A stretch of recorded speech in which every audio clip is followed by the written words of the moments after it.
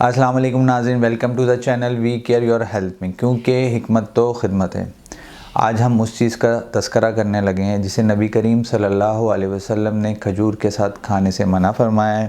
اور جس کا درخت سب سے پہلے دنیا میں اتارا گیا۔ اگر آپ جاننا چاہتے ہیں وہ کیا ہے تو اس ویڈیو کو پورا دیکھیے گا۔ جی جناب، ہم گفتگو کرنے لگے ہیں آج انجیر کے متعلق۔ جی جناب، عربی زبان میں اس کو تین کہا جاتا ہے، بنگالی زبان میں اس کو انجیر کہا جاتا ہے اور انگریزی زبان میں یہ فگ کے نام سے مشہور عام ہے۔ جی جناب، یہ دنیا میں سب سے پہلے اللہ تعالیٰ نے انسانی افادیت کے لیے درخت زمین پہ اتارا تھا اور یہ گولر کے درخت سے مشابہت رکھتا ہے۔ رنگ کی اس کی بات کریں تو سرخ اور سیاہ ہوتا ہے، مزاج اس کا جو ہوتا ہے وہ گرم اور تر ہوتا ہے۔ ذائقے کی اس کی بات کریں تو شیریں ہوتا ہے، اس کی دو سفید رنگ کی ایک اقسام ہوتی ہے اور ایک جو ہے نگلون اقسام ہوتی ہے اس کی۔ اس کے اندر اللہ تعالیٰ نے بہت زیادہ افادیت رکھی ہے، جیسا کہ قرآن میں بھی والتین کا تذکرہ کیا گیا ہے، اور اس جو بھی چیزوں کا تذکرہ قرآن مجید میں آئی ہے وہ اللہ تعالیٰ نے انسانی افادیت کے لیے بھرپور انداز میں رکھی گئی ہے، اور ان میں بہت زیادہ منرلز اور وائٹامنس پائے گئے ہیں۔ اس کے اندر کیلشیم، پوٹیشیم، میگنیشیم وغیرہ، اور جو ہے کہتے ہیں تازہ انجیر میں بہت وافر مقدار میں پائی گئی ہے۔ عموماً طور پر تازہ انجیر یہاں پہ اویلیبل نہیں ہوتی، اسلام آباد سائٹ پہ بہت زیادہ آسانی سے مل جاتی ہے، تو اگر آپ کے کوئی جاننے والے ہوں تو وہاں سے منگوا سکتے ہیں، نہیں تو اگر آپ ویسے دوسری سوکھی انجیر بھی استعمال کریں تو اس کے بھی بہت زیادہ فائدے ہیں۔ اور فائدے بتانے سے پہلے میں آپ کو کہوں گا کہ میری ویڈیو کو لائک بھی کریں، ہمارے چینل کو سبسکرائب بھی کریں، اور جناب مجھ سے اگر رابطہ کرنا چاہتے ہیں یا مجھ سے کوئی میڈیسن منگوانا چاہتے ہیں تو اس نمبر پر مجھ سے رابطہ کر سکتے ہیں۔ جو لوگ وزن کم کرنا چاہتے ہیں، اپنی کیلریز کم کرنا چاہتے ہیں، وہ اس کے 3 سے 4 دانے اگر استعمال کر لیں اور پھر اپنی کیلریز جو ہے اس سے بہت تیزی سے کم کروا سکتے ہیں۔ تو اس کا 3 سے 4 دانے اگر آپ دن بھر میں استعمال کریں گے تو آپ کا وزن کم کرنے میں بہت زیادہ مدد دے گا۔ اس کے اندر وٹامن اے اور سی وافر مقدار میں موجود ہوتے ہیں جو کہ خون کی کمی کو پورا کرنے میں بہت زیادہ مدد دیتے ہیں۔ جن لوگوں کو خون کی کمی کا سامنا ہے تو وہ انجیر کا استعمال کریں تاکہ ان کی خون کی کمی دور ہو سکے۔ یہ ہڈیوں کے لیے بہت زیادہ فائدہ مند ہے اور یہ اینٹی آکسیڈنٹ بھی ہے، یہ جسم کے اندر سے فاسد مادے جتنے بھی ہیں ان کا اخراج کرنے میں بہت زیادہ مدد دیتا ہے۔ اس کے علاوہ گیس، بد ہضمی کے لیے بہت زیادہ فائدہ مند ہے، قبض کے لیے بہت زیادہ فائدہ مند ہے، خونی ہو، بادی ہو، بواسیر، اس کے لیے بہت زیادہ، مسوں کو ختم کرنے کے لیے بہت زیادہ فائدہ مند ہے۔ گردوں کو صاف کرنے کے لیے پیشاب آور ہے،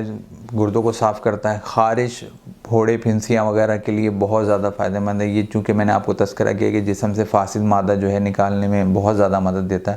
تو جن لوگوں کو جو ہے کہتے ہیں پھوڑے پھنسیوں کا مسئلہ رہتا ہے وہ بھی اس کا استعمال کریں تو اس سے انشاءاللہ تعالیٰ ان کا یہ مسئلہ حل ہو جائے گا۔ چہرے کی رنگت جو ہے نکھارتا ہے، وہ اس کے لیے بہت زیادہ فائدہ مند ہے۔ جن لوگوں کو کھانسی جیسا مرض رہتا ہے، خشک کھانسی رہتی ہے، ان کے لیے بہت زیادہ فائدہ مند ہے۔ کینسر جیسے موذی مرض سے آپ کو بچاتا ہے اور دل کے عارضے میں جو ہے اس کے لیے بہت زیادہ مفید ہے۔ کولیسٹرول لیول کم کرتا ہے، جیسا کہ میں نے شروع میں آپ کے سامنے بات رکھی کہ وزن کم کرنے میں بہت زیادہ فائدہ دیتا ہے، تو کولیسٹرول لیول بھی کم کرنے میں بہت زیادہ فائدہ کرتا ہے۔ تو جن لوگوں کو دل کا مسئلہ ہے، جن کا کولیسٹرول لیول بڑھ رہا ہے، وہ انجیر کا استعمال کریں، وہ بہت زیادہ فائدہ کرے گا۔ شوگر کے مریضوں کے لیے بھی اچھا ہے، لیکن وہ اپنے طبیب کے مشورے سے استعمال کریں اور زیادہ مقدار نہ استعمال کریں کیونکہ اس کا ذائقہ شیریں ہوتا ہے۔ اور جناب ساتھ ساتھ یہ بھی آپ کو بتا دوں کہ زہریلے مادے جسم سے اخراج کرنے میں بہت زیادہ فائدہ مند ہوتا ہے، اور جیسا کہ میں نے آپ کے سامنے تذکرہ کیا کہ کولیسٹرول لیول کو کم کرتا ہے تو یہ بی پی کو بھی کنٹرول کرنے میں بہت زیادہ فائدہ کرتا ہے۔ جن لوگوں کا ہائی بی پی رہتا ہے ان کے لیے بہت زیادہ فائدہ مند ہے۔ جن لوگوں کا منہ خشک ہو جاتا ہے ان کو انجیر کا گودا کھلایا جائے تو ان کے لیے بہت زیادہ فائدہ مند ہے۔ جن بچوں کی نشو و نما نہیں ہو رہی ان بچوں کو انجیر آپ استعمال کرائیں۔ قرآن میں جب اس کا اتنی زیادہ تذکرہ کیا گیا ہے، افادیت بیان اس میں لازمی اللہ تعالیٰ نے شفا رکھی ہوگی، تو بچوں کو، اپنے بچوں کو اگر آپ طاقتور بنانا چاہتے ہیں، ان کی خون کی کمی دور کرنا چاہتے ہیں، ان کے جسم کو فربا اور موٹا کرنا چاہتے ہیں تو آپ انجیر کا استعمال ان کو ضرور کروائیں۔ چونکہ میں نے آپ کے سامنے تذکرہ کیا تھا کہ پھوڑے پھنسیاں وغیرہ میں بہت زیادہ فائدہ مند ہے، تو چیچک جیسے مرض میں بھی یہ بہت زیادہ فائدہ کرتا ہے، اور یہ پیشاب وغیرہ جن لوگوں کو کھل کے پیشاب نہیں آ رہا ہوتا وہ بھی اس کا استعمال کریں۔ تو وہ یہ مدر بول چکے ہے تو ان کے لیے بہت زیادہ فائدہ مند ہے۔ جن لوگوں کو بواسیر کے شکایت رہتی ہے وہ لوگ رات کو 3 دانے اس کے بھگو کر پانی میں صبح جو ہے استعمال کریں اور اس سے ان کو فائدہ ہوگا۔ اور روزانہ اگر آپ 5 دانے اگر کھاتے ہیں تو اس سے کولیسٹرول لیول جیسا کہ میں نے کہا آپ کو فائدہ ہوگا۔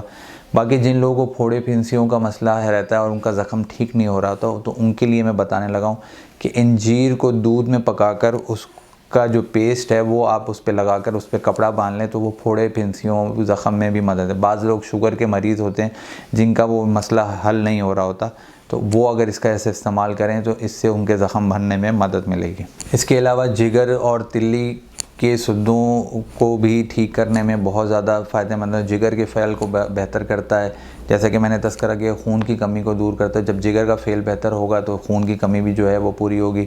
اور